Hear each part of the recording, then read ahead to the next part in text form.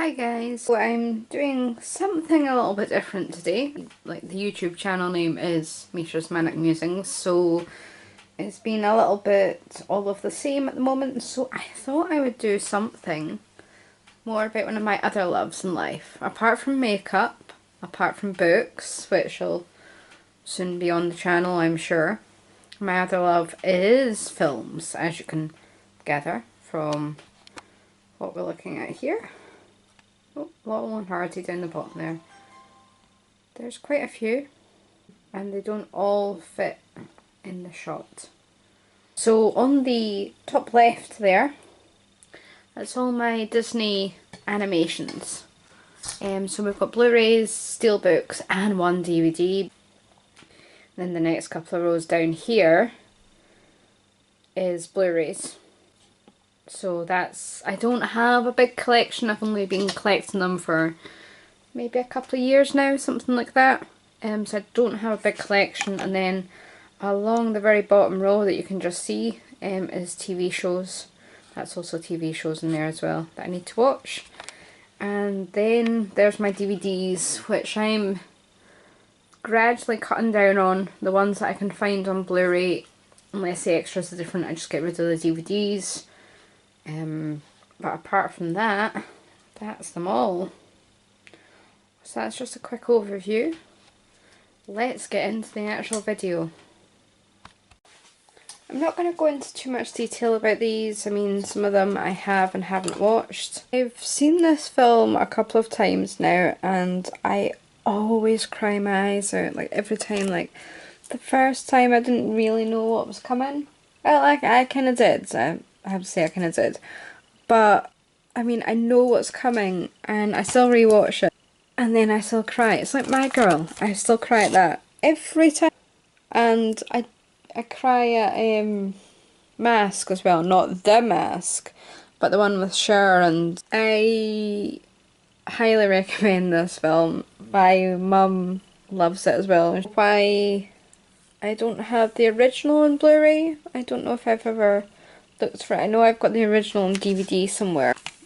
There's 2 discs in this, and it is quite heavy. I think it was good. I mean, for both of them you get the soundtrack as well. I've bought both the soundtracks, and I really do like these films. John Travolta, again, he was going down the kind of unusual route for him. I liked his performance in this. I can't say it was one of my favourites. Don't know, I can't remember which one I saw first. I have a feeling I saw the original first because it had Ricky Lake in it, and it was around the same kind of time that she had her TV show, and I'd seen Cry Baby obviously as well.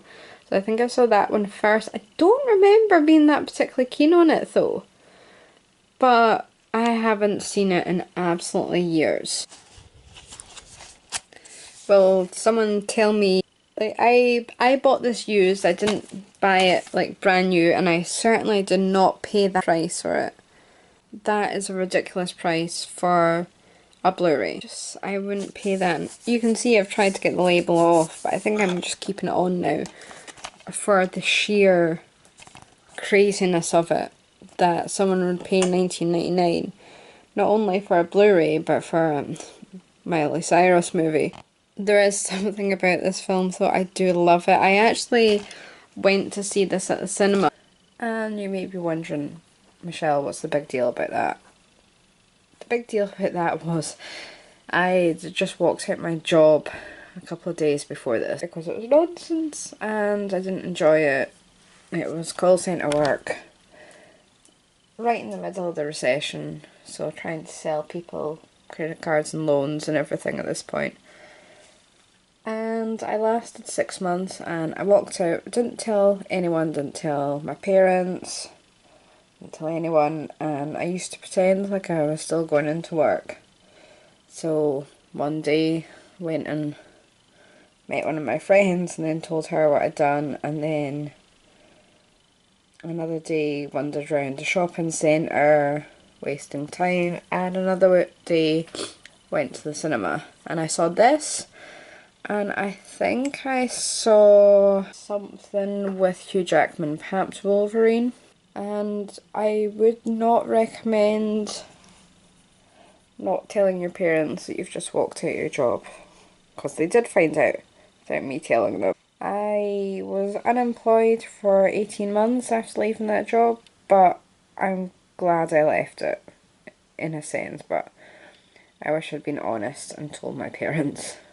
I also got to see a sneak preview, free screening of this film in Edinburgh shortly before it came out.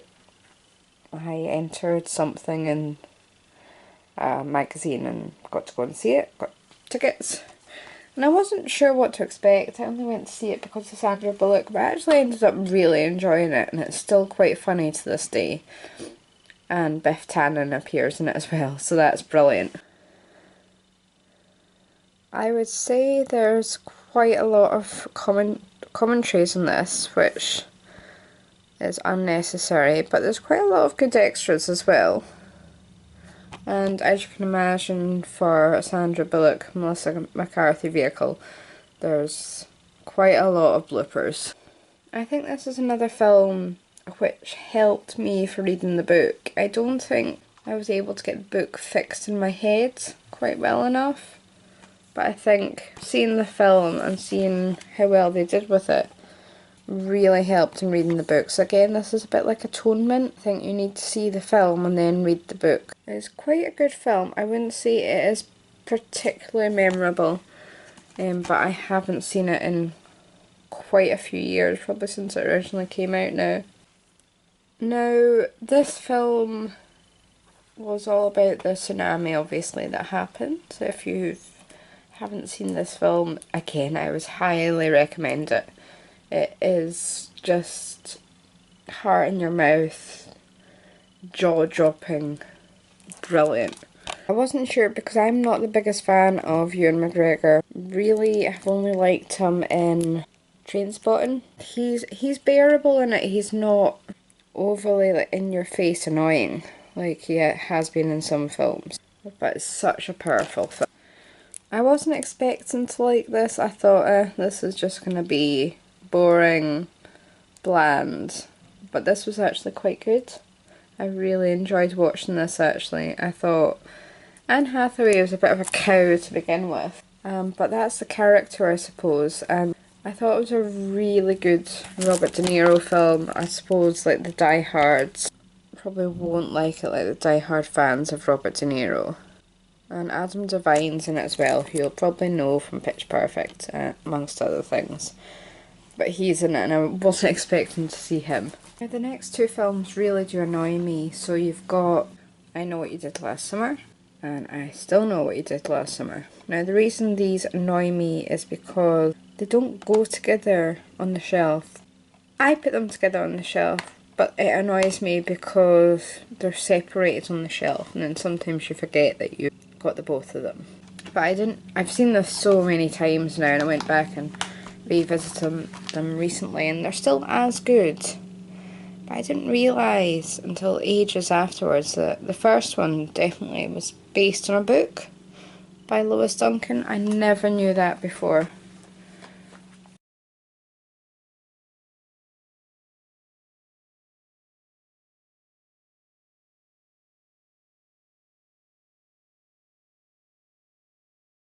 And I bought it, but I haven't got round to reading it yet. Hopefully I'll get round to reading that soon and see what it's actually like. I think this is safe to say that this is my favourite Kevin Smith film over all the others. I keep going back to this every so often and it just really doesn't get old. I think it's so funny. I just laugh constantly throughout it. It is really good. I bought this recently because I realised that I have not seen it in absolutely years and I think I still have it on DVD, so I might need to get rid of that. But this was so good and it's got quite a lot of sentiment for me. I originally saw it at the cinema. You really have to see it. It's just so powerful and so... I love it every time that I watch it. So I'm going to have to go back and revisit this at some point. I bought this from eBay recently. I couldn't get it anywhere else really for a decent price apart from eBay. Now, I did want, there's supposed to be a fantastic Japanese version which is more of a director's cut and it's probably more true to the William Gibson book. But obviously I love Keanu Reeves. So I bought this because I went through a whole, I remembered all the films from the 90s, like Hackers, this and The Net, where they thought what the internet was going to look like in the future and everything like that. So now you may be wondering why this is rattling around inside. So you know when you buy these things used, well, I initially opened it up and saw this Jagged Edge DVD and I was like, oh, what the actual? And then I removed it and I was like, oh, Johnny Mnemonic. I did try contacting the person who sold me this on eBay to say you've included a DVD in here that you weren't meant to. Never heard back from them, so I now have a Jagged Edge DVD. I'm not sure I enjoyed this the first time I saw it, or I just thought it was okay. And I was looking through Amazon one day and I came across it again. I was like, I really fancy seeing that again. I thought, and it's one of those films where you don't remember much about it. Hopefully it's been a few years now and it's been enough time that I can go back and reappreciate it again. Here's a funny story. I don't actually remember seeing the original of this film. I've seen the Jaden Smith one, which is this one. If I have seen the original, it's been many, many, many, many years since I actually saw this. And I haven't watched this again since I originally got it on Lovefilm. But I'm sure at some point I will get around and rewatch this again, because I remember it being quite good. I wasn't sure about Jaden Smith's performance, and I wasn't sure about his performance in After Earth either, but that was a pretty dire film. I'm sure it'll still be good, I just don't think it's probably as great as the original if I have seen it. I know, I own this. I actually really enjoyed it. I mean, it scared the absolute crap out of me. But it's that kind of thing that you think, wow, this could actually happen. Like two totally gorgeous girls walk into your house, make you do things that you'd never thought about. I mean, yeah, I agree with that as well. A film that can only be described as Fatal Attraction, but more so. Keanu Reeves was really good in it. I think if it would have been any other actor, I don't think it would have been as good. But I think he did quite well in the role. I remember really enjoying this film when it first came out. Seeing it again, I do think it has its faults now, and obviously she got quite a lot of flack for things she said after this film. I like it even with its faults. I think it's quite good. I never did like the 40-Year-Old Virgin. I don't think I've liked many of his films since. I think I saw This Is 40 and I really didn't enjoy that. This is a really good film and I don't think it gets the credit that it actually deserves. Wasn't expecting much, so I was pleasantly surprised by what I did get. And I do enjoy going back and watching this and just seeing Nicolas Cage and all his glory, because he does deliver one of my favourite Nicolas Cage performances, I think. He's the right role for this film because he's kind of out there, he's kind of quirky, he's kind of kooky as well. So I do think this is a good film to watch. There are better, not disaster movies, but you know what I mean. There are better films than this, but I do think this has potential and it could have been better with a little bit of extra, perhaps with a better script maybe. But minor quibbles really. I do enjoy this film. I have not seen this film in years. I remember liking it. I remember this was before Meg Ryan went totally lost her looks through plastic surgery. I don't remember much about this. This is the only problem. I think it was quite I think it was, I remember it being good, but I don't remember it being that special. I think Meg and Hugh Jackman together didn't really have what it takes for the chemistry. I thought that was kind of lacking. Contains one use of strong language.